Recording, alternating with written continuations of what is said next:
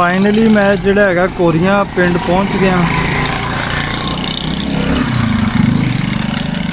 अच्छा फाइनली मैं कोरिया पिंड पहुंचया वा, पर इत्थे जिहड़ा हैगा गुरुद्वारा साहब जिहड़ा हैगा वो बिल्कुल ख़त्म हो गया अज तो कोई 4-1 साल पहले।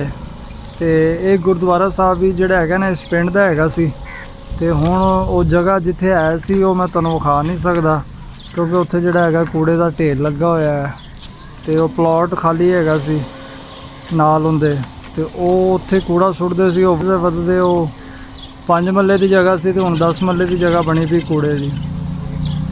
ते हुण जिहड़ा हैगा फिर अगले पिंड नूं जाने आ।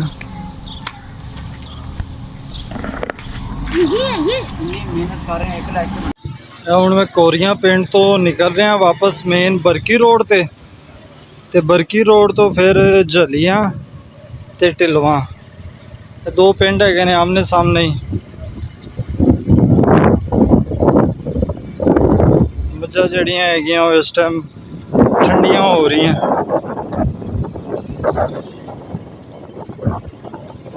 क्या बात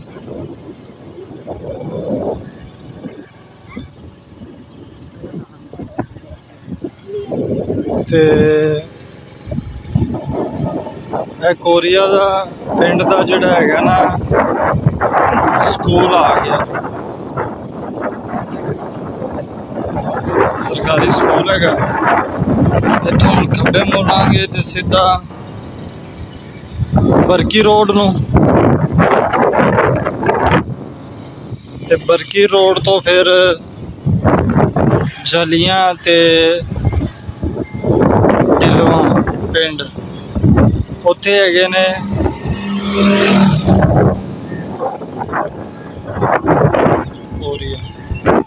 उत्थे हैगे ने दो गुरुद्वारा साहब हैगे सन।